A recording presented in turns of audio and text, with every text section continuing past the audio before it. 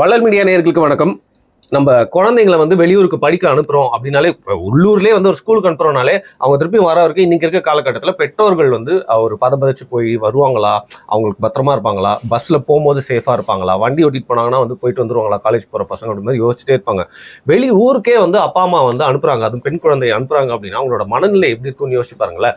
படிச்சு ஒரு எக்ஸ்போஷர் இருக்கணும், வெளில போய் எப்படி படிச்சுட்டு அடுத்த லெவலுக்கு போயிடுவாங்கன்னு தான் அனுப்புறாங்க. அது மட்டும் இல்லாமல் அவங்களோட சேஃப்டி எப்படி டெய்லி யோசிச்சுட்டே இருப்பாங்கல்ல.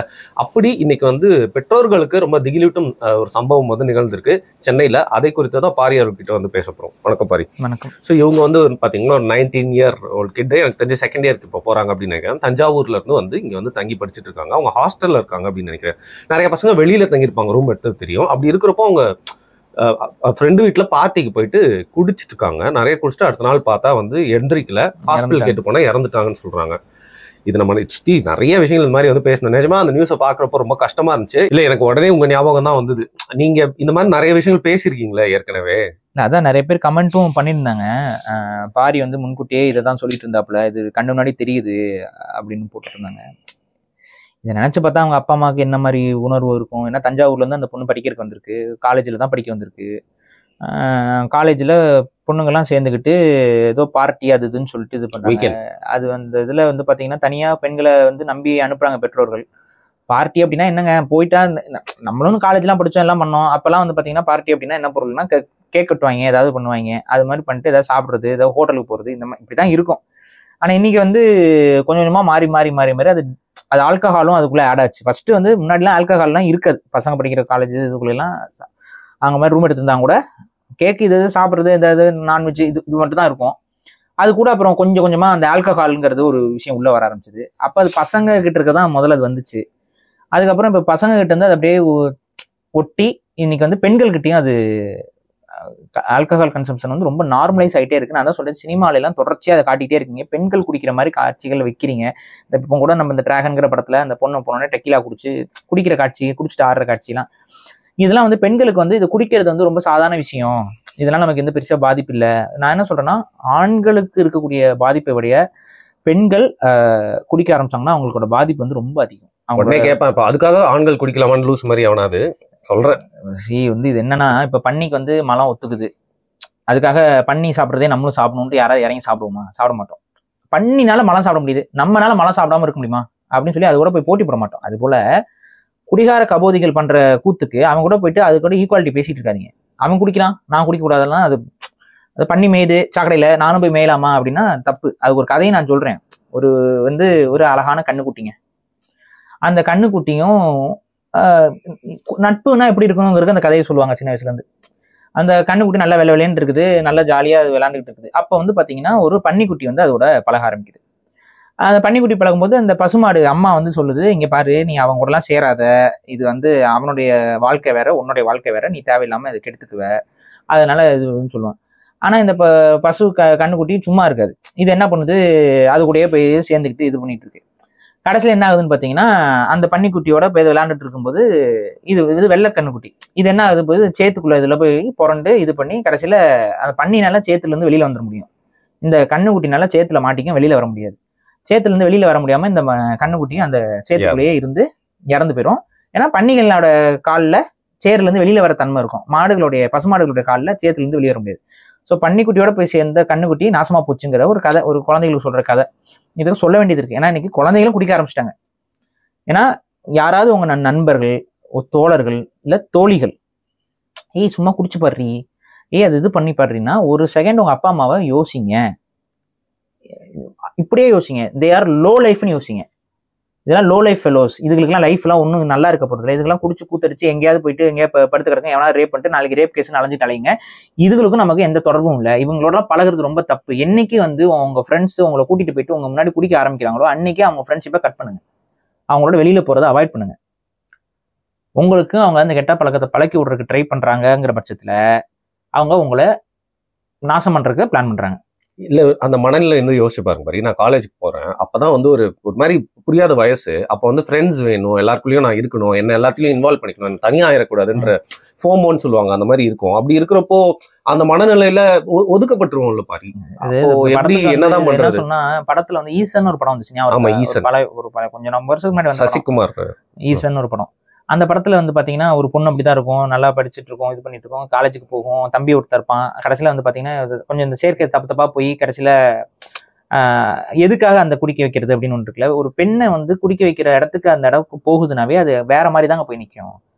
இப்போ குடிபோதையில் இருக்க ஆணை யாரும் பெருசாக சீண்ட மாட்டாங்க, அவன் வாட்டு அனாதையா படுது ரோட்ல கிடப்பான். ஆனா குடிபோதையில ஒரு பெண் வந்து தடுமாறிட்டாங்க அப்படின்னா என்ன ஆகும்? அடுத்து அட்வான்டேஜ் எடுத்துக்கலாம், கண்டிப்பா அட்வான்டேஜ் எடுத்துக்குவாங்க. அந்த மாதிரி நிறைய கேசஸ் ஃபைல் ஆயிருக்கு ஆல்ரெடி.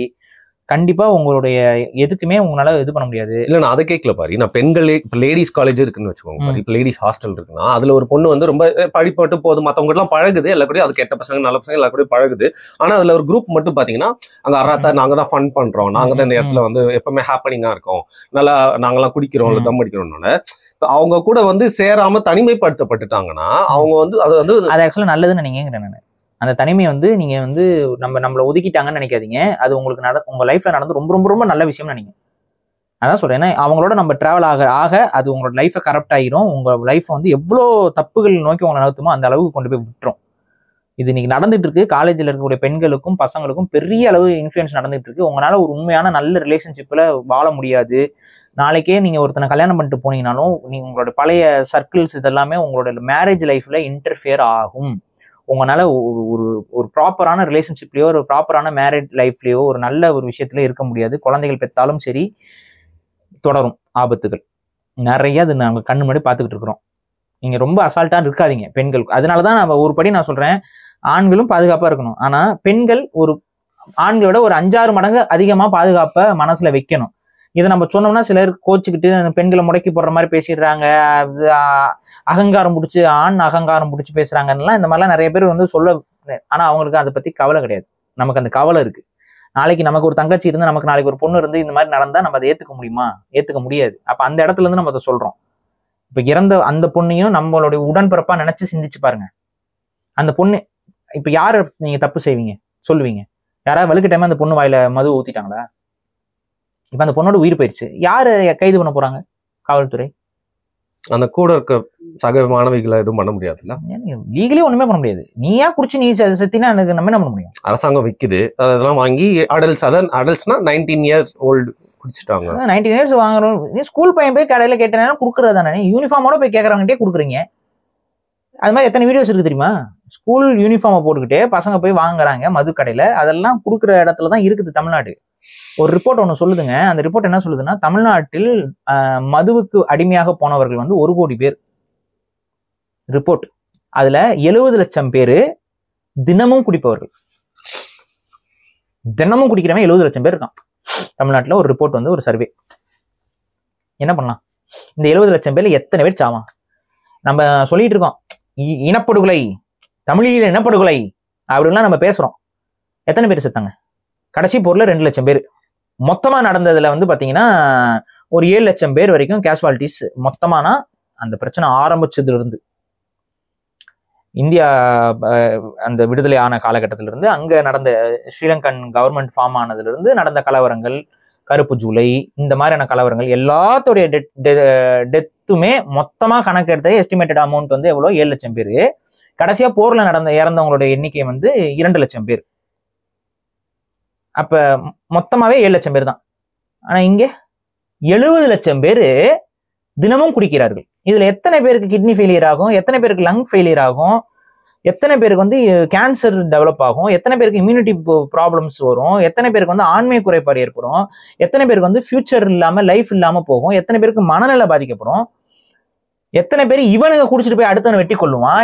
எத்தனை பேர் வந்து டொமஸ்டிக் வயலன்ஸ்ல ஈடுபடுவான்? எத்தனை பேர் ட்ரங்க் அண்ட் டிரைவ்ல ஈடுபடுவான்? எத்தனை பேர் அதனால போய் சாவான்? எத்தனை பேர் படுத்திருக்க மக்கள் மேல வண்டி விட்டு ஏத்துவான்? கொஞ்சம் கணக்கு பண்ணி பாருங்களேன். இது எவ்வளவு இருக்கும்னு நீங்க நினைக்கிறீங்க? இதை விட ஒரு பெரிய இனப்படுகொலையை தமிழர்கள் மீது யாராவது செஞ்சிட முடியுமா? அப்பான்னு கூப்பிடணும்னு ஆசைப்படுறீங்க. அப்பான்னு கூப்பிடணும். ஏதாவது பொறுப்பு இருக்கா? ஒரு அப்பானா பொறுப்பு வேண்டாம்? அப்பான்னு எல்லாரும் அழைக்கிறாங்க. யார் அழைச்சா அப்பான்னு? எரிச்சலா இருக்குல்ல. ஒரு கையெழுத்துல முடியுங்க இதெல்லாம். கையில பவர் வச்சுக்கிட்டு மக்களை சாவடிச்சுக்கிட்டு உட்காந்துக்கிட்டு ஒரு கையெழுத்துல எல்லாத்தையும் சரி செய்ய முடியும். மதுக்கடைகளை அரசு நடத்தாது, முடிஞ்சது. அரசு மதுபான கடைகள் மூடப்படும், கல்லு கடைகள் அதற்கு பதிலாக திறக்கப்படும். குடியாரெல்லாம் என்ன பண்ணுவாங்க, ஒரு ஆப்ஷன் இல்லாம கல்லுக்கு போவான். அதை நீங்க வந்து ரெகுலரைஸ் பண்ண ஒரு கல்லை கொடுக்க ஆரம்பிச்சிங்க. அது கல்லை வந்து தனியா விற்கிறதுக்கு தடையை வச்சுட்டு, தனியா வந்து ட்ரேட்மார்க் பண்ணி விற்கிறதுக்கு தடையை வச்சுட்டு சொசைட்டி மாதிரி ஃபார்ம் பண்ணிட்டு, எப்படி நீங்க ஆவின் சப்ளை பண்றீங்களோ அது மாதிரி வந்து கல்லை வந்து நீங்க கொள்முதல் பண்ணி அதை வந்து நீங்க ப்ராப்பரா பாட்டில்ஸ்ல அடைச்சு நீங்க வந்து கல்லு கடைகளா, டாஸ்மார்க்கே அப்படியே கல்லு கடைகளா மாத்திட்டீங்கன்னா என்ன பண்ணுவான்? மொடா குடிக்கிற அத்தனை பேரும் விட முடியாது. உடனே டக்குன்னு என்ன பண்ணுவான், ஆல்கஹால் வேணுங்கிறனால கல்லு குடிச்சு பழக ஆரம்பிப்பான். கல்லுக்கு ஒரு பெரிய பிளஸ் பாயிண்ட் என்னன்னா, அவனை உடம்பை ஹீல் பண்ணும். அவன் குடிப்பான், அவனுக்கு போதை வரும், கொஞ்சம் வரும், அந்த அளவுக்கு வரலனாலும் கொஞ்சம் அளவுக்கு வரும். பட் வயிறு எரிக்காது, கெமிக்கல்ஸ் இருக்காது, வயிறு எரியாது, கப்பன்னு தொண்டை எரியாது. அவனுக்கு வந்து அந்த ஹீலிங் ப்ராசஸ்க்கு வந்து யூஸா இருக்கும். இதுல வந்து எனக்கு தெரிஞ்ச ஒரு 3/4 பேரு மதுவை வந்து டைரக்ட் இம்பாக்ட்ல இருந்து வெளியில வரக்கு வாய்ப்பு இருக்கு. நீங்க சொல்லலாம், நீங்க சொல்லலாங்க, பேசலாங்க, பாரிசாலன் இன்னும் கள்ளச்சாராயம் வந்துருங்க. அப்பதான் நான் என்ன சொல்றேன், போலீஸ் ஃபோர்ஸ் அப்பதான் வேணும். என்ஃபோர்ஸ்மெண்ட் போலீஸ் அங்கதான் இருக்குது. போலீஸ் எதுக்கு? தமிழ் தேசிய வீட்டுல சமன் ஓட்டுறதும் அவங்க மேல பெண்கள் வழக்கு போட்டு அவங்களை அலைய விடுறதுக்கு தான் போலீஸ் இருக்குதா? இல்ல நீங்க வரும்போது போகும்போது இல்ல லத்தியை வச்சுக்கிட்டு உங்களுக்கு காவல் காக்கிறதுக்கு தான் காவல்துறை இருக்குதா? இந்த மாதிரி சமூக விரோத கருத்துக்களை செய்யறவனுக்கு சமூக விரோதமா ஒருத்தன் வந்து மது காய்ச்சறான், இப்போ ப்ராப்பர் பெர்மிட் இல்லாம மதுவை காய்ச்சறான், இது பண்றான் அப்படின்னா அவனை போய் அரெஸ்ட் பண்றதுக்கும் அவனை கையப்படுத்தி அவன் மேலதான் அதுக்கு தான் குண்டாஸ். பாரிசாலன் வந்து உங்களுக்கு எதிராக பேசுறான், உங்களுக்கு எதிராக செயல்படுறான், ஸ்டெர்லைட் போராட்டத்துக்கு எதிராக பேசிட்டாங்கிறதுக்காகலாம் குண்டாஸ் பயன்படுத்தக்கூடாது. ஒரு விவசாய மக்கள் வந்து அவங்க வந்து போராடுறாங்க, உங்களுடைய செயல் திட்டங்களுக்கு எதிராக போராடுறாங்க, பரந்தூர் விமான நிலையத்துக்கு எதிராக போராடுறாங்க, அதுக்காகலாம் குண்டாஸ் பயன்படுத்தக்கூடாது. ஆனா பயன்படுத்துறீங்க. குண்டாஸ் எதுக்கு பயன்படுத்தணும்? மது காய்ச்சுபவன், விபச்சாரம் செய்பவன், மணல் கடத்துபவன், இயற்கை வளங்களை சுரண்டுபவன், காடுகளை அழிப்பவன், கேங்ஸ்டரிசத்தில் ஈடுபடுபவன். கொஞ்ச நாளைக்கு டிக்டாக் போட்டாங்க பாத்தீங்களா? டிக்டாக்கா இது இன்ஸ்டா ரீல்ஸ், கொலை பண்ணிட்டு போயிட்டு ரீல்ஸ் போட்டுட்டு உட்காந்து ரீல்ஸ் போட்டு மியூசிக் வாசிக்கிட்டு கிசா கஞ்சா போத. என் ஃப்ரெண்டு கிட்ட நான் இவங்களை வச்சுக்கிட்டு என்ன பண்ண முடியும் நம்ம? இல்ல அவன் கொலை பண்ணிட்டான், அதுவே லைஃப் போச்சு. ஆனா பாருங்களா, உலகம் இன்ஸ்டால இருக்கு, எல்லாம் இது பண்ண நல்லது பண்ணலாம் கேட்டது பண்ண இன்ஸ்டா சுத்தி இருக்கு அவனுக்கு. அவர் இன்ஸ்டா இன்ஃபுளுசர். நாளைக்கு அந்த இன்ஸ்டா இன்ஃபுளுசரை விஜய் டிவில கூப்பிட்டு ஷோ நடத்த சொல்லுவாங்க. ஏன்னா இந்த அரோரா சிங்க்லர், பலூன் எக்கா என்று அறியப்பட்டவர்கள், அந்த பெரிய சாதனை செஞ்சு நீங்க நினைப்பீங்க பலூன்ல ஏதோ பெருசா அவங்க ஏதோ கட்டி ஏதோ பலூனை பறக்க விட்டாங்களான்னு. அதெல்லாம் கிடையாது. தன்னோட உடலை வந்து கொச்சையாக ஒரு காணொலியில பதிவு பண்ணி அதன் மூலமாக பலூன் அக்கா என்று பெண்களை இழிவுபடுத்தும் விதத்துல பேர் வாங்கின ஒரு அக்கால இந்த விஜய் டிவி மானகட்ட பயலுக, ஈனங்கட்ட பயலுக, முட்டா பயலுக, எச்ச பயலுக, நாட்டையும் குடியும் கெடுக்கக்கூடிய குடிகெடுக்கிறவனுங்க கூப்பிட்டு வச்சு ஷோ நடத்த விடுறாங்க. ஆமா, ஏதோ ஒரு ஷோக்கு அரோரா சிங்க்லரை வந்து இது பண்றாங்க, ஹோஸ்டா கொண்டு வர போறாங்க. ஹோஸ்டா வளர்த்து விடணும்ல. இந்த மாதிரியான தருதலைகளை வளர்த்து விட்டோம்னா தான் நாளைக்கு இந்த தருதலைகளை பார்த்து மக்கள் கெட்டு குட்டிச்சோரா போவான். ஓ, இந்த பொண்ணு உடம்ப காட்டி ஃபேமஸ் ஆயிடுச்சுடி, நம்மளும் உடம்ப காட்டணும்னு அவுத்து போட்டு அலைவாங்க எல்லாம். அதானே இவங்களுக்கு நோக்கம்.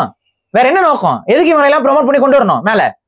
நீங்க யோசிச்சு பாத்தீங்களா? ஹாலிவுட்ல எல்லாம் அந்த பெரிய பெரிய அந்த இதுக்குல எல்லாம் வந்து யார் அதிகமா அமனக்குண்டியா வருவாங்க, அவங்களை தான் முன்னிலைப்படுத்துவாங்க. பாத்திருக்கீங்களா? எதுக்கு? அதுக்கு காரணம் என்ன? இதுகளை பார்த்து அதுகளும் கிடக்கும், அது நாளைக்கு வந்து நாசமா போகணும். எல்லாரும் நாசமா போயிட்டாங்கன்னா அவங்க எல்லாத்தையும் எக்ஸ்ப்ளாய்ட் பண்ணி இதுதான் ஹியூமன், இதுதான் மனித இனத்தோட ஒரு இதான் மனித இனமா? மிருகத்துக்கும் கூட ஒரு கால நேரம் இருக்குங்க காம இச்சைகள் கொள்வதற்கு. எப்ப பார்த்தாலும் காமம் காமம் காமம் காமம், எல்லா பக்கமும் காமம். காமம் தான் வியாபாரம். இந்த ஜட்டி விளம்பரத்துல இருந்து பிரா விளம்பரத்துல இருந்து எல்லாத்துக்கும் காமம் தான். எனக்கு அதுதான் புரியல. எல்லாம் பார்த்துக்கிட்டு இருக்கிற ஒரு பிரைம் டைம்ல வந்து மீடியாஸ் வந்து டிவில விளம்பரத்தை போட்டுட்டு இருக்கான். நியூஸ் சேனல்ஸ் இதுக்கு விதிவிலக்கு கிடையாது, டிவி சேனல்ஸ் விதிவிலக்கு கிடையாது. குழந்தைகள் இருந்து எல்லாம் ஒரு பெண்மணி கவர்ச்சியா ஜட்டியும் பிராவோட வந்துட்டு ஓடுறது, ஆடுறது, அவங்களோட கிளீவேஜை காட்டுறது, என்னங்க இது? இப்போ இந்த சமீபத்துல இந்த டிராகன் படத்துல நடிச்ச ஒரு நடிகை, ஒரு மலையாள நடிகை, அந்த நடிகை ஒரு குழந்தைங்க பாடுற ஷோக்கு என்னங்க அது ட்ரெஸ்? எவனாவது பேசுறானா? இதெல்லாம் என் உடல் என் உரிமை. உன் உடல் உன் உரிமை தான், என் கண் என் உரிமை இல்லையா? குழந்தைங்க பாடுற சோலை வந்து நீ கிளீவேஜை கட்டிட்டு உட்காந்துட்டு இருக்க. என்ன ஒரு அந்த ஒரு காமன் சென்ஸ் இல்ல? குழந்தைங்க பாடுற சோலை யாருங்க பாப்பா? குழந்தைங்க பாப்பாங்களா பார்க்க மாட்டாங்களா? அங்க வந்து என்னங்க ரொம்ப இம்ப்ராப்பரா அங்க இருக்கு ட்ரெஸ்ன்னு சொல்ல முடியாது அவங்களால. அப்ப என்ன பெண்கள் மார்பகங்களை காட்டுறது என்னங்க அவங்க உடல் அங்கம் தானுங்க. அப்ப ஆண்கள் ஆண் உறுப்பை காட்டுறது அதுதான் அந்த பொம்பளை வந்து நடந்துகிட்டு அந்த அந்த ஆக்ட்ரஸ் நடந்துகிட்டதெல்லாம் சரியா? ஒரு சின்ன பையங்க உனக்கு லவ் வந்துருச்சு அது வந்துருச்சு இது வந்துருச்சுன்னு ஒரு சின்ன பையன்கிட்ட போய் பேசிட்டு போய் முத்தம் கொடுக்குறீங்க. அதுவும் அந்த மாதிரி ஒரு அசிங்கமான ட்ரெஸ்ஸை மாட்டிக்கிட்டு. ஃபிடோஃபிலியா அது. இப்ப இதை அப்படியே உல்டா பண்ணுங்களேன். இப்போ ஒரு ஆக்டர் சரி ஒன்றும் இல்லைங்க, பிரதீப் ரங்கநாதனே வச்சுக்கோம். அவர் அங்கே தானே உட்காந்துருக்காப்புல. பிரதீப் ரங்கநாதன் இங்கே உட்காந்துருக்காப்ப ஒரு சின்ன குழந்தை அங்கே பாடுது, என் மேலே உனக்கு லவ் வந்துருச்சா அப்படிலாம் பேசிட்டு அந்த பிள்ளைய முத்தம் கொடுத்துட்டு வந்தா நீங்க என்ன சொல்லுவீங்க? என்ன சொல்லுவீங்க? பெடோஃபைல் இது இல்லைன்னு சொல்ல மாட்டீங்களா? ஒரு குழந்தை எப்படி நீ வந்து இப்படி பண்ணலான்னு சொல்லுவீங்களா? சொல்ல மாட்டீங்களா? ஒரு ஆபாசமான ட்ரெஸ்ஸை மாட்டிக்கிட்டு அவர் பக்கத்துல போய் நின்னா என்ன சொல்லுவீங்க? ஆனா இது பெண்கள் செய்யும்போது அது மாறிடுது. அது தப்பு தான். தப்பு நடக்குது. அது ஒரு பிரைம் டைம் சேனல்ல ஒரு பெரிய ஊடகம் அதை போட்டு காட்டிக்கிட்டு இருக்கு. என்ன நடக்குது தமிழ்நாட்டுல? எவனுமே பேசவும் மாட்டேங்கிறான். ஏன்னா பேசினா பூமர் வந்துடுற தூக்கிட்டு பூமர்னு. என்னடா பண்றது? இதை குடிச்சிருச்சா அவரை? குடிச்சிட்டு 10 பேரோட படுத்து கிடந்துச்சா அவரை? இது என்ன லைஃப் இது? இதுக்கெல்லாம் நாளைக்கு அம்மாவா மாறுங்க. ஒரு இன்ஸ்டாவை நான் பார்த்தேன். நமக்கு வேற இப்ப இன்ஸ்டாவை பார்க்கும்போதுலாம் வெறுப்பாயிருது. உள்ள போயிட்டு திட்டி விட்டு வந்துட்டேன் ஒரு பிள்ளைய. அது வெளிநாட்டுல ஏதாவது தங்கி இருக்குதுங்க போல. போய் திட்டி விட்டுட்டேன். அது என்ன போட்டிருக்குதுங்க, ரெண்டு பொண்ணுங்க வந்து ஏதோ பாட்டு பாடிட்டு இருக்குதுங்க. பாட்டு பாடிட்டு இருக்கும்போது தான் கூட இருக்க ஃப்ரெண்டை வந்து தேவடியால் முண்டை அப்படிங்கிற அந்த வார்த்தையை போட்டு திட்டுது. திட்டல, அதாவது விளையாட்டா சொல்றாங்களாம். இது நார்மலைஸா இதுகளோட வயிற்றுல இதுகளோட கருவறையில நாளைக்கு ஒரு குழந்தை பிறக்கும். அதுல எந்த லட்சணத்துல இதுக்கெல்லாம் வளர்த்துருங்க? இதுல என்ன பெருமை மீற வேண்டி கிடைக்குது? அதுக்கு என்ன பொருள்? ஒரு பொண்ணு தன்னோட சக ஃப்ரெண்ட விளையாட்டா ப்ராஸ்டியூட் அப்படின்னு சொல்லி கூப்பிடுறதுல என்ன பெருமை வேண்டி கிடக்கு? அது ஒரு பெருமை நினைச்சு ஆடிக்கிட்டு இருக்குங்க. கீழே போய் நான் பார்த்த கமெண்ட்ஸ்ல ஒருத்தன் கூட எதிர்க்கலைங்க. நான் ஒருத்தன் தான் போய் திட்டுறேன். அதுவும் நான் திட்டல, எதிர்ப்பு தெரிவிச்சு. நான் என்ன சொல்லிட்டு வந்தேன்னா, நாளை இவங்க கிட்ட ஒரு குழந்தை பிறக்கும், அந்த குழந்தை நினைச்சு நான் வருந்துறேன்னு போட்டு. அதுக்கு அந்த புள்ள வந்து ரிப்ளை பண்ணிருக்கு. அது என்ன ரிப்ளை பண்ணிருக்கு போய் பாருங்க. அந்த பிள்ளைங்க பேரும் கூட எனக்கு ஞாபகம் இல்லை. என்ன மாதிரியான உளவியல்ல இருக்கானுங்கன்னு எனக்கு புரியல. ப்ரொஃபானிட்டியை உட்காந்து பேசுறது செய்யறது. இதுல வேற ஒண்ணு சில இதெல்லாம் வந்து பாத்தீங்கன்னா, எனக்கு வந்து அந்த சிண்ட்ரோம் இருக்கு இந்த சிண்ட்ரோம் இருக்குன்னு பைத்தியக்காரி நானுன்னு வெளிப்படையாவே சொல்லிக்குதுங்க. டிப்ரெஷன்ல நான் இருக்கேன், அதனால அட்டென்ஷன் சீக் பண்றதுக்கு நான் உடம்ப காட்டுறேன், இவ்வளவுதான் விஷயம். மனநல பாதிக்கப்பட்ட புள்ள, அதுக்கு நீங்க ஃபயர் விட்டுட்டு இருக்காங்க. இது வந்து ரோட்ல யாரா மனநல பாதிக்கப்பட்டவங்க வந்து ட்ரெஸ் எல்லாம் வந்தா போய் இல்ல போத்தணுங்கிற மாதிரி இல்லம்மா, நீ தப்பா இருக்கமா, நீ உன் மனநல பட்டிருக்கனால நீ வந்து இந்த ஆன்லைன்ல வர்ற ரெகக்னைசனை நீ ரெகக்னைசன் நினைச்சுக்கிட்டு நீ அவங்க கேட்கறதெல்லாம் முட்டாள்தனமா பண்ணிக்கிட்டு இருக்க. நீ உன் உடம்ப இங்க காட்டி இங்க ஆட்டம் போட்டு கெட்டது. அந்த பொண்ணு ஞாபகம் இருக்கா? ஒரு இதுல நான் சொன்ன ஞாபகம் இருக்கா? அந்த முடியை இப்படி கிராப் பண்ணிட்டு முடி வெட்டினவனை கெட்ட வார்த்தை சொல்லி திட்டிட்டு இருந்துச்சு அந்த புள்ள. அதுவே சொல்லுது நான் ஒரு பைத்தியக்காரிங்கிறத அது மறைமுகமா சொல்லுது.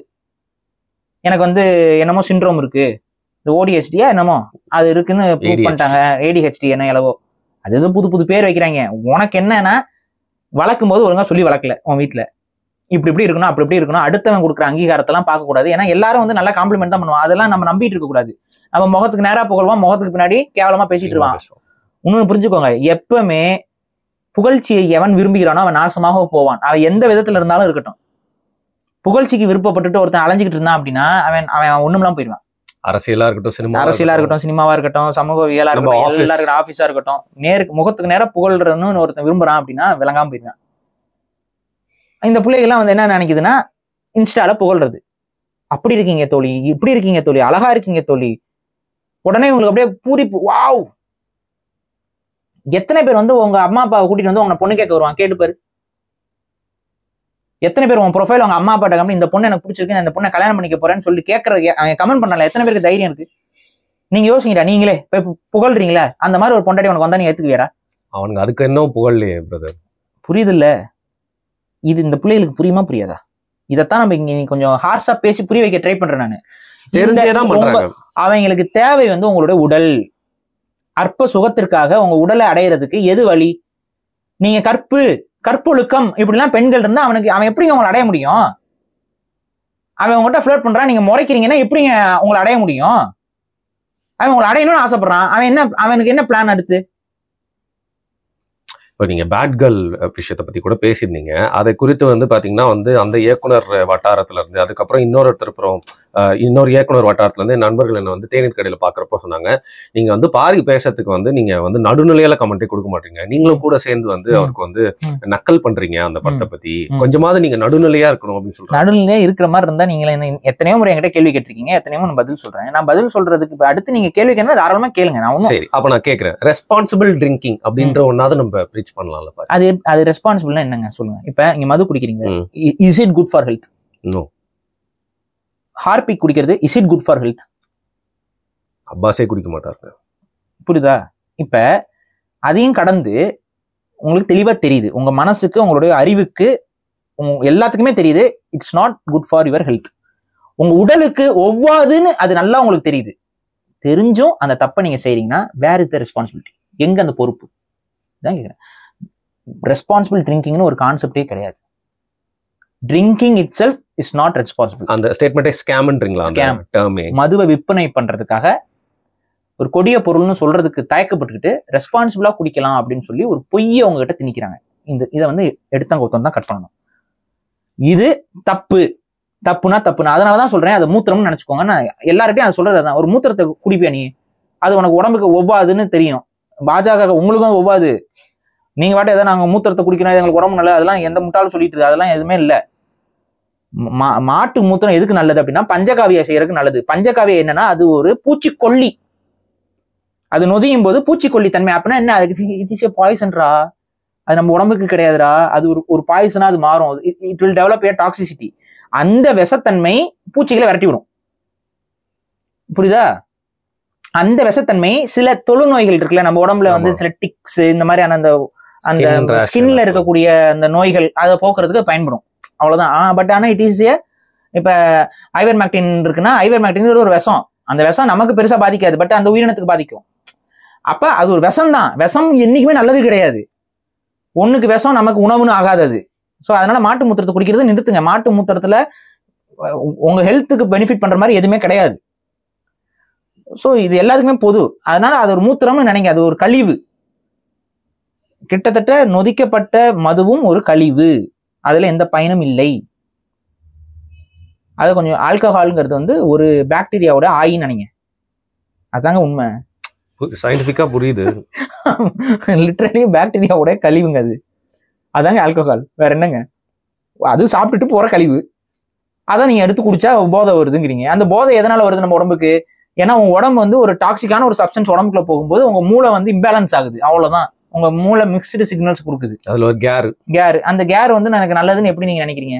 அது நல்லது கிடையாது. அதுக்கு பழக்கப்படுத்திட்டீங்கன்னா உங்களால வந்து ஸ்ட்ரெஸ் இல்லாத லைஃப் லீட் பண்ணவே முடியாது. ஸ்ட்ரெஸ் உங்களால கண்ட்ரோல் பண்ண வர கேர், கோவம், தைரியம் எதுவுமே வந்து நல்லது லீட் பண்ணாது. எல்லாமே தப்பான டிசிஷன் தான் மேக் பண்ணும். ஸோ மனசை நம்புங்க, அறிவை நம்புங்க. ரெஸ்பான்சிபிள் ட்ரிங்கிங்னு ஒன்று இல்லை. ஸோ இந்த ட்ராப்ல போய் ஏமாறாதீங்க. ரெஸ்பான்சிபிளாக ட்ரிங்க் பண்ணலான்னு நினச்சி சரி ஒரு நாளைக்கு ஒரு இது தானே, சரி ஒரு நைட்டு நான் எனக்கு ரொம்ப டயர்டாக இருக்கும்போது நான் அதை குடிக்கிறேன் அப்படின்னு நீங்கள் இறங்குற ஒவ்வொரு ஸ்டெப்பும் உங்களை ஒரு மொடா குடிகாரனாவோ இல்லை ஒரு உங்களால் கண்ட்ரோல் பண்ண முடியாத குடிக்கு தள்ளி இந்த பெண்ணுக்கு நடந்த நிலைமை யாருக்கும் நடத்தலாம், எந்த வயசுக்காரங்களுக்கும் அது நடக்கும். சரி, இப்போ இந்த பொண்ணோட விஷயத்துக்கு வரேன். எப்படிங்க ஒரு ஆல்கஹால் குடிச்சோன்னா இந்த எனக்கு வந்து சந்தேகம் ஆக்சுவலாக இறக்குறதுக்கு வாய்ப்புகள் நிறைய இருக்கு. இது எந்த ஆல்கஹால் கம்பெனியும் உங்ககிட்ட பெருசாக சொல்றது இல்லை. எப்படி நீங்க வெளிநாடுகள் எல்லாம் வந்து பாத்தீங்கன்னா ஒரு குறிப்பிட்ட அளவுக்கு மேல பார்ல வந்து உங்களுக்கு ஊத்தி கொடுக்க மாட்டான். அவன் வந்து ஒரு 4-5 ஷார்ட்ஸுக்கு மேல எல்லாம் அவன் கொடுக்க மாட்டான், நீங்க குடிச்சிட்டா போதுன்றான். ஸோ இது அந்த கல்ச்சர் வந்து அங்க அப்படியே இருக்கு. ஏன்னா அங்க நிறைய பேர் குடிச்சு இந்த மாதிரி செத்துறாங்கிறனால எல்லாம் அந்த கல்ச்சர் வந்து அங்க ரொம்ப ஸ்ட்ராங் ஆயிருச்சு. ஒரு குறிப்பிட்ட லெவலுக்கு மேல அவன் ஆல்கஹால் நீங்க கேட்டாலும் கொடுக்க மாட்டான், உங்களை அனுப்பிடுவான். அதுக்கு மேல நீங்க ரகலை பண்ணி என்கிட்ட காசு இருக்கு. ஆனா அந்த மாதிரியான ஒரு விஷயமே வந்து இந்தியாவில கிடையாது. நீங்க எத்தனை பாட்டில் வேணா ஒட்டுக்கா வாங்கிட்டு போகலாம், வெட்டியே வாங்கிட்டு போறாங்க. அங்க நீங்க வெளிநாட்டுல அப்படி வாங்க முடியுமா? ஆமா, அங்க ஒரு அலவன்ஸ் தான் இருக்கும். நீங்க அவங்க வந்து ஆக்சுவலா கேதர் பண்ணிட்டே இருப்பாங்க, சேமிச்சு வச்சுட்டு இருப்பாங்க. அவங்க அதிகமா குடிக்க மாட்டாங்க, அது உங்களுக்கு தெரியும்.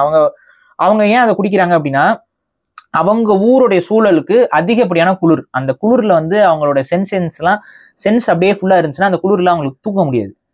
அப்ப அந்த குளிர்ல அவங்களோட சென்ஸை நம் பண்றதுக்கு அவங்களுக்கு வேற ஆப்ஷன் இல்லாம என்ன பண்றாங்க, நீங்க அதிகமா விறகு வச்சு அதிகமா ரூமை ஹீட் பண்ணி வாழலாம், வாழ முடியாதுன்னா ஒன்றும் கிடையாது. பட் ஆனா வந்து அது உங்களுக்கு அதிகமா செலவாகும் கரெக்டா. அப்ப அதுக்கு பதிலாக நம்ம இப்படி ஒன்று குடிச்சோம்னா நம்மளோட சென்சஸ் வந்து நம்ம ஆயிரும். ஸோ அது நம்ம ஆயிரும், அந்த நம்னஸ்ல நம்ம தூங்கிடலாம் அப்படின்ட்டு அவங்க அப்படி பிளான் பண்ணிட்டு போறாங்க. இப்ப நமக்குமே குளிர்ல படுத்தீங்கன்னா தூக்கம் வருமா? தூக்கம் வராது. நம்மளால குளிர்ல தூங்கவே முடியாது, நடுங்கிட்டே இருப்பீங்கல்ல. அது எப்படி அவங்களுக்கு மட்டும் தூக்கம் வரும்? ராணுவத்திலும் இப்படி பண்ணுவாங்க. அதிகமா நான்வெஜ் சாப்பிட்டா உடம்பு ஹீட் ஆகும், அந்த ஹீட் ஓரளவுக்கு உதவும். ஸோ அவங்க அதிகமா நான்வெஜ் சாப்பிடுவாங்க. கூட இது சாப்பிடும்போது அந்த நம்னஸும் கிடைச்சிரும், உடம்புக்கு கொஞ்சம் சூட்டுக்கு சூடும் கிடைக்கும், நம்னஸும் கிடைக்கும். அப்ப அவங்களுக்கு அந்த தூக்கம் வந்து ரொம்ப சீக்கிரம் வந்துடும். இதுக்காக தான் அவங்க குடிக்கிறாங்க. நம்ம உடம்புக்கு இது ஆகவே ஆகாது, உடம்பு சூடே ஆகக்கூடாது. நமக்கெல்லாம் வந்து உடம்பு வந்து ஜில்லுன்னு இருக்கணும். ஏன்னா நம்ம இருக்கிறது ஆல்ரெடி ஒரு வெப்பமண்டல பகுதியில தான் நம்ம வாழ்ந்துட்டு இருக்கிறோம். அப்ப நம்ம உடம்பு ஜில்லுன்னு இருக்கும். அப்ப அதை கொடுக்க இப்ப நம்ம அதனாலதான் கல்லுங்கிற விஷயம்லாம் இங்க ஸ்ட்ராங்கா இருக்கிறது. ரீசன் என்ன, கல்லு வந்து பெரிய அளவுக்கு போதை இல்லை. நீங்க தயிர் சாதம் அதிகமா, அதாவது நீங்க ஒரு புளிச்ச சோறோ இதையோ சாப்பிட்டீங்கன்னாவும் அதுல ஒரு சின்ன அமௌண்ட் ஆஃப் ஆல்கஹால் இருக்கும், அது உங்களுக்கு தூக்கத்தை கொடுக்கும். அதே மாதிரியான தூக்கத்தை தான் கல்லு கொடுக்கும், என்ன கொஞ்சம் கான்சென்ட்ரேட்டடா இருக்கும். அந்த ஒரு பழைய சோறுல இருக்கக்கூடிய அந்த ஆல்கஹால் லெவலோட கண்டென்ட் விட கல்லுல கொஞ்சம் அதிகம், 3% சம்திங் என்னமோ இருக்கும். நீங்க வந்து பழைய சோறு எல்லாம் வந்து 0 somethingல இருக்கும். ஸோ இதுதான் வித்தியாசம். இது ஒரு உணவு மாதிரி தான் இருக்கும். இது குடிச்ச உடனே உங்களுக்கு வந்து உடம்பு ஹீட் அதிகமா ஜென்ரேட் பண்ணுது, ஜில்னஸ் தான். ஏன்னா உங்க பனம் மரத்துடைய எல்லா விஷயமே குளிர்ச்சியை உண்டாக்கும். நீங்க நொங்கு இதெல்லாம் குடிச்சிங்கனாவே உங்களுக்கு ஞாபகம் இருக்கா, நம்ம வெயில் டைம்ல நொங்கலனி ஜூஸ் குடிச்சோன்னு உடம்பு எவ்வளவு ரிஃப்ரெஷ் ஆகும். ஸோ அந்த மாதிரியான ஒரு குளிர்ச்சியை ஏற்படுத்தக்கூடிய உணவு தான் கல்லும் கூட. ஆனா கல்லு போதை கொடுக்கக்கூடியது, ஏன்னா அதுல ஆல்கஹால் இருக்கு. ஸோ கல் இஸ் குட் ஃபார் ஹெல்த் நான் சொல்லல, அதுவும் ஒரு விதத்தில் உங்களை தவறான பாதைக்கு இட்டு செல்லும். ஆனா மொடா குடிகாரெல்லாம் இருக்கிறவனுக்கு வேற ஆப்ஷனை நம்ம இங்க உருவாக்கி விட்டோம்னா தான் இந்த பெட்டர் ஆப்ஷனை நோக்கி வருவான். பெட்டர் ஆப்ஷன்ல இருந்து அவனை ரிட்ரைவ் பண்ண முடியும், புரியுதுங்களா? பெட்டர் ஆப்ஷன் நோக்கி வந்துட்டு அதுக்கப்புறம் அவன் அங்க இருந்து மீட் எடுக்கிறதுக்கு இது டிரான்சாக்சனுக்காக தான் நான் சொல்றேன். ஒன்ஸ் அந்த டிரான்சாக்சன் அதுக்கப்புறமும் கல்லு கூடாதுன்னா கூடாதுதான். கல்லுமே வந்து ஸ்பேஸ்ல இருக்கலாம், பட் அதை வந்து நம்ம ப்ரமோட் பண்ணக்கூடாது. கல்லு தேசிய மதுபானம், நான் ஞாபகம் இருக்கா சீமான் அவர்கள் வந்து தேசிய மதுபானமா கல்லை நான் அறிவிப்பேன்னு சொல்லும்போது அதுக்கு நான் எதிர்த்து பேசினேன். ரீசன் என்ன, தமிழர்களுக்கு தேசிய மதுபானம்னா ஒன்று வைக்கக்கூடாது. ஏன்னா மது ஒழிப்பை வந்து நம்மளுடைய வாழ்வியலா கொண்டு வாங்க, நம்ம கல்லுண்ணாமை கோட்பாடை கொண்டு வாங்க. நம்ம வந்து கல்லை வந்து ஒரு தேசிய மதுபானம்னு சொல்லி we shouldn't promote that. So அது ப்ரமோஷன்ல இறங்கக்கூடாது. இவங்களுக்கு என்ன டீஹைட்ரேஷன் அந்த மாதிரி இல்ல, நம்ம சொல்றோம் விசாரணை பண்ணல, நம்ம சொல்றேன் என்ன மாதிரி வாய்ப்புகள் இருக்கு. என்னன்னாங்க, ஆல்கஹால் வந்து உங்க உடம்புக்கு அதிகமா போகும்போது இந்த ஃபர்ஸ்ட் இது வந்து உங்களுக்கு அந்த நம்னஸ் அதிகமாகும். இந்த நம்னஸ் ஒரு லெவலுக்கு மேல ஆகும்போது நிறைய பாசிபிலிட்டிஸ் இருக்கு. ரீசன் என்ன, இப்போ உங்களுக்கு வந்து நெஞ்சு சளி இருக்குன்னு வைங்க, அடுத்து நீங்க என்ன பண்ணுவீங்க, வாயில மூச்சுட ஆரம்பிப்பீங்க. மூக்கு ஃபுல்லா அடைச்சிருக்கு, நீங்க வாயில மூச்சுட ஆரம்பிப்பீங்க. அப்ப காத்து நீங்க எப்படியா சுவாசிக்கிறீங்க. இப்ப உங்க வாயை திறக்க முடியாத சுச்சுவேஷன் வந்து என்ன ஆகும், அவ்வளவுதான் முடிஞ்சு போச்சு. இப்ப ஒரு முழு போதையில இருக்கக்கூடிய பெண் அவங்க குப்புறக அடிச்சு படுத்துட்டாங்க, மூக்கு வாயே மூடி இருக்குன்னு வைங்க, என்ன ஆகும் அடுத்து? புரியுதுங்க, என்ன வேணாலும் நடக்கலாம். ஸோ மது குடிச்சிட்டாங்கன்னா, இன்னொன்னு நான் சொல்றேன், ஒரு பிரபல நடிகை, அது உண்மையா பொய்யா இல்லை ஏன்னா கொண்டு போட்டு பண்ணாலும் தெரியல, ஒரு பிரபல நடிகை பாத் டப்ல குடிச்சிட்டு ட்ரவுன் ஆயிட்டாங்க, அப்படியே முங்கி செத்துட்டாங்க அப்படிங்கிற ஒரு தகவல் நம்ம கேள்விப்பட்டிருப்போம். உண்மையா பொய்யான்னு எனக்கு தெரியாது. ஹாலிவுட்ல நிறைய பேர் அந்த மாதிரி செத்துருக்காங்க. சிலர்லாம் கொலைன்னு கூட அதை சொல்லுவாங்க. ஸ்விம்மிங் பூல்ல வந்து குடிச்சிட்டு உள்ள போய் விழுந்து செத்தவங்க இருக்கிறாங்க. ஸோ இதுதான் விஷயம். எப்படி வேணாலும் ஒன்ஸ் நீங்க உங்க கண்டிஷன்ல இருந்து போயிட்டீங்கன்னா இது இருக்கலாம். இன்னொன்னு, ஆல்கஹால் டாக்ஸிசிட்டின்னு ஒரு விஷயமே இருக்கு. ஓகே, ஃபுட் பாய்சன் மாதிரி ஆல்கஹால் டாக்ஸிசிட்டின்னு ஒன்று இருக்கு. அளவுக்கு அதிகமான ஆல்கஹால் உடம்புக்கு போகும்போது உடம்பு வந்து ப்ராசஸ் பண்ண முடியாது, அவுட். உங்களோட லிவர் வந்து ஃபுல்லாக ஃபெயிலியர் ஆயிரும். லிவர் ஃபெயிலியர் ஆனோடனே ஆர்கன் ஃபெயிலியர் ஆகி நீங்கள் இறந்துருவீங்க. ஸோ இந்த பொண்ணு எப்படி இறந்துச்சுங்கிறத போஸ்ட்மார்ட்டம் ரிப்போர்ட்டில் தான் சொல்லுவாங்க. அந்த போஸ்ட்மார்ட்டம் ரிப்போர்ட்டில் தான் அந்த பொண்ணு வந்து அதிகமாக மது கன்சம்ஷன் பண்ணது சாவு அப்படின்னு இருக்காங்க. ஸோ அதுல இருந்து மூச்சுத்திணறலால இறந்துருக்காங்க அப்படின்னா அது வேற மாதிரி இன்வெஸ்டிகேட் பண்ணுவாங்க. யாராவது அதெல்லாம் பார்ப்பாங்க. ஸோ இப்போ ஆல்கஹால் அதிகமாக சாப்பிட்டு போயிருக்கா, மோஸ்ட்லி அந்த ஆல்கஹால் டாக்ஸிசிட்டிங்கிற அந்த இதால பாதிப்பாகி லிவர் ஃபெயிலியர் ஆகி அதன் மூலயமா ஆர்கன் ஃபெயிலியர்ஸ் ஏற்பட்டு மேபி இறந்துருக்கலாம். Okay okay. இன்னொன்று, அளவுக்கு அதிகமாக ஆல்கஹால் உங்க பிளட்ல கலந்துருச்சு அப்படின்னா உங்களுடைய ஹார்ட் பீட்டுமே ஸ்லோ டவுன் ஆகும்னு கேள்விப்பட்டிருக்கேன். ஸோ இது அது சாவுக்கு நிறைய வாய்ப்பு இருக்கு. சரி, இப்போ முக்கியமான விஷயம் கடைசியாக நான் உங்ககிட்ட கேட்கணும்னு நினைக்கிறது, பெற்றோர்கள் இப்போ எனக்கு என்னன்னா, இந்த மாதிரி ஏதோ ஒரு இடத்துல நடக்கிறத பார்த்து பெண் பிள்ளைகளை வந்து வெளியில போயிட்டு ஒரு நல்ல ஆப்பர்ச்சுனிட்டி நல்ல காலேஜ்ல வந்து படிக்க வைக்கிறாங்கன்னா அதெல்லாம் யாருமே தடுத்து நிறுத்திடக்கூடாது, பயந்துடக்கூடாது. இருந்தாலும் பையனோ பொண்ணோ வெளியூர்ல போய் படிக்கிறாங்கன்னா பெற்றோர்கள் இப்ப இந்த மாடர்ன் டைம்ல ஈஸியா வந்து அவங்க கெட்டு போயிடலாம் அப்படின்னு இருக்க டைம்ல அவங்களோட பாதுகாப்புக்கு என்னென்ன நடவடிக்கை எடுக்கலாம், அவங்க இன்னும் கண்ணும் கருத்துமா எப்படி இருக்கலாம் நீங்க நினைக்கிறீங்க? பெற்றோர்கள் முதல்ல மது குடிக்கக்கூடாது. இதுதான் மெயின் இஷ்யூ. இன்னைக்கு வந்து நிறைய ஆண்கள் மது குடிக்க ஆரம்பிச்சிட்டாங்க. அவங்க வீட்டில் இருக்க பெண்கள் அவங்கள பார்த்துட்டு இருக்காங்க. அது என்னதான் இருக்கு, நம்ம அப்பா ஏன் இப்படி குடிக்கிறாருன்னு சொல்லிட்டு நிறைய பெண்கள் அதை பழக்கப்படுத்துறாங்க. என்னதான் இருக்குன்னு சொல்லி குடிச்சு. இந்த கியூரியாசிட்டி வந்து ஒரு பெரிய இஷ்யூவா இருக்கு. நம்ம அப்பா இதை பண்றது இல்லை, அப்ப ஏதோ தப்பு போலது அப்படிங்கிற ஒரு எண்ணம் தானாவே வந்துடும் அப்பா அதை செய்யல அப்படின்னா. ஸோ பெற்றோர்கள் அந்த பழக்கத்தை முதல்ல கைவிடுங்க. இரண்டாவது, நீங்க ஒரு தப்பை செஞ்சுக்கிட்டு அடுத்தவங்ககிட்ட நம்ம ப்ரீச் பண்ண முடியாது. நான் குடிப்பேன், இருந்தாலும் நான் வந்து குடிக்க எதிராக பேசுவேன் அப்படின்னா இட் ஒன்ட் ஹேப்பன். அது நீங்க பண்ணீங்கன்னா அது வந்து ஒரு மாதிரி நெகட்டிவா தான் போய் நிற்கும். அதனால குடிக்க கூடாது நீங்க முடிவு பண்றதுன்னு அடுத்தவங்ககிட்ட அறிவுரை சொல்றீங்கன்னா நம்ம குடிக்கிறது நிப்பாட்ட முடியுதான்னு பாருங்க. நான் இந்த பக்கம் குடிப்பேன் அதுக்கப்புறம் வந்து பேசுவேன் அப்படின்னா அது விளங்காது. குடிக்கலைன்னா குடிக்கக்கூடாதுன்னா குடிக்கக்கூடாது, அவ்வளவுதான் விஷயம். ஸோ அந்த இடத்துல எல்லாருமே உங்களை நீங்களே சுய பரிசோதனை செஞ்சுக்கிட்டு நிப்பாட்டிக்கோங்க. இப்போ குழந்தைகளுக்கு இந்த கியூரியாசிட்டி வருவதற்கான அடிப்படை காரணம் என்ன அப்படின்னா, ஒண்ணு வீட்டுல பாக்குறது, ரெண்டாவது வந்து சினிமால பாக்குறது. டைரக்டர்ஸ் காலில் விழுந்து கெஞ்சுறேன், உங்களெல்லாம் திட்டுறேன்னு நினைக்காதீங்க, காலில் விழுந்து கெஞ்சுறேன், தயவு செஞ்சு சினிமால இந்த குடிக்கிற காட்சிகளை வைக்காதீங்க. நான் காட்சி வைப்பேன், அதுக்கப்புறம் வந்து ஸ்மோக்கிங் கேன்சர் ட்ரிங்கிங் இதெல்லாம் வந்து இன்ஜூரியஸ் டு ஹெல்த்னு நான் பேசுவேன்னா இது வேஸ்ட். அங்க நீங்க காட்சிப்படுத்தும் போது தொடர்ச்சியா நீங்க குடிக்கிறதே காட்சி பண்ணி, அவனுக்கு சந்தோஷம்னாலும் அவன் பாருக்கு போறான், அவனுக்கு துக்கம்னாலும் அவனுக்கு பாருக்கு போறான். நீங்க வந்து அவனோட தமிழரோட வாழ்வியல்ல அது ஒண்ணா ஆக்கிட்டீங்க. பொண்ணு பார்த்துட்டும் பாருக்கு வாழ்வியல்லையே அது ஒன்னான மாதிரி ஒரு மாதிரி கலந்து இருக்கு. இந்த ஒரு படத்தை வச்சு மட்டும் சொல்ல, எல்லா படத்தையும் சொல்றேன். எல்லா படத்துலயுமே ஒரு அவனுக்கு என்ன கெட்டதுனாலும் நல்லதுனாலும் அவன் பாருக்கு போவான், இது பண்ணுவான், சந்தோஷம்னாவும் பாருக்கு தான் போவான். ஆண்களுக்கு சந்தோஷம்னாவே அவன் குடிச்சு கூத்தடிக்கணும், ரொம்ப தப்பு.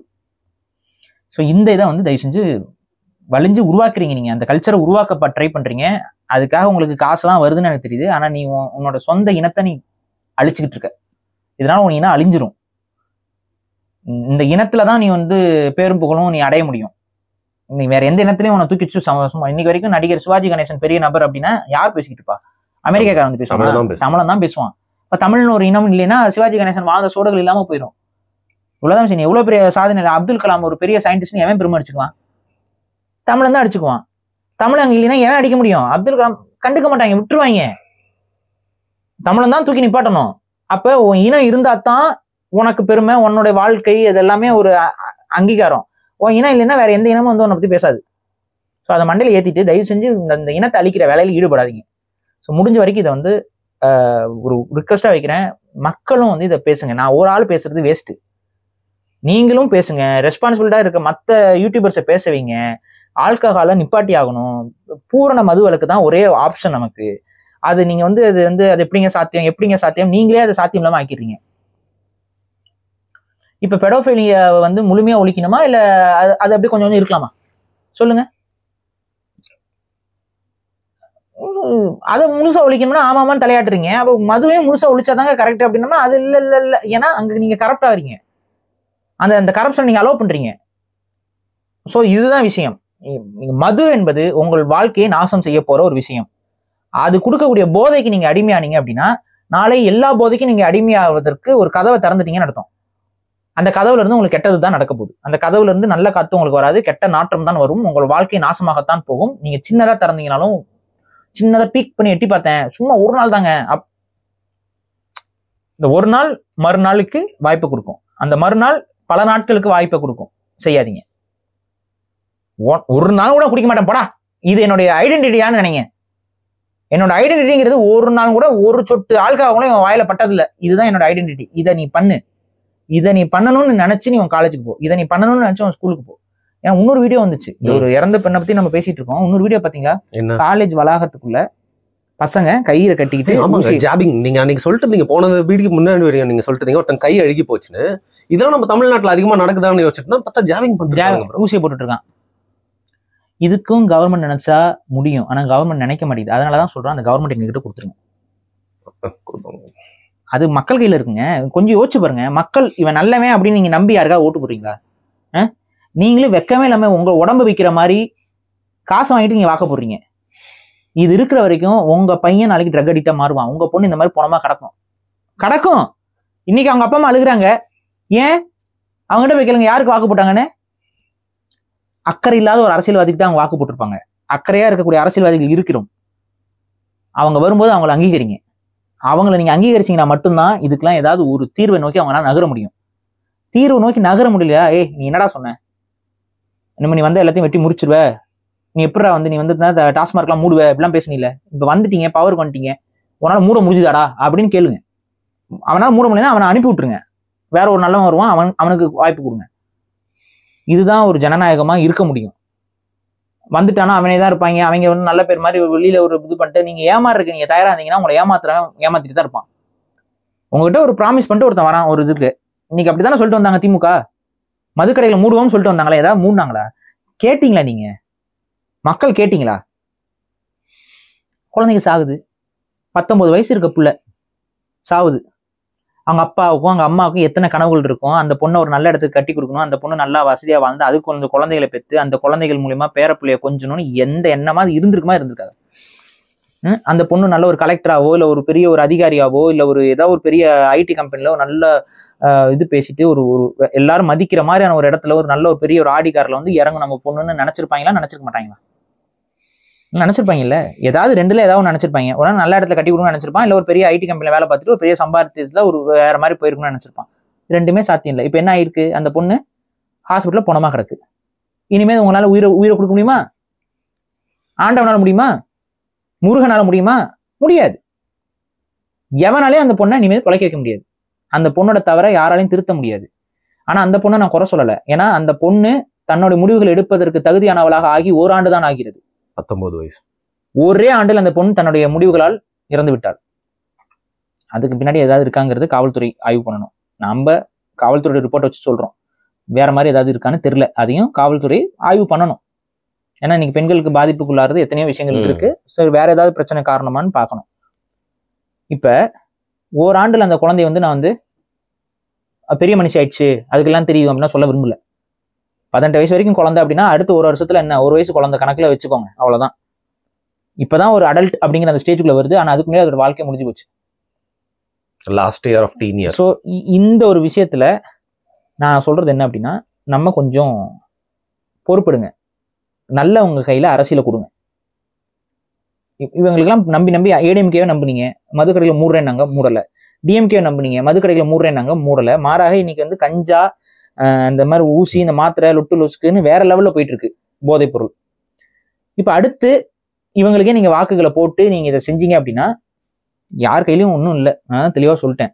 என்கிட்டலாம் சொல்றீங்க இயக்கம் தொடங்குங்க வாங்கன்ட்டு, கண்டிப்பா வருவோம். அதுக்கான சூழல் இருக்கு, வருவோம். வரும்போது நீங்க எந்த அளவுக்கு ஆதரவு கொடுக்குறீங்கிறது மக்கள் பார்ப்பாங்க. அவ்வளவுதான் விஷயம். அப்ப நீங்க என்ன சொல்லுவீங்க? அப்பவும் காசுக்கு வாக்கு போடுறவன், காசுக்கு இது பண்றவனுக்கு தான் நீங்க சப்போர்ட் அனுப்பீங்களா? ஒரு நடிகரா இருக்கணும்பீங்க. நடிகர் உங்களுக்கு என்ன நல்லது பண்ணிடுவாரு? அவரே குடிச்சுட்டு கூத்தடிக்கிறவரா தான் காட்டிக்கிறாப்ல.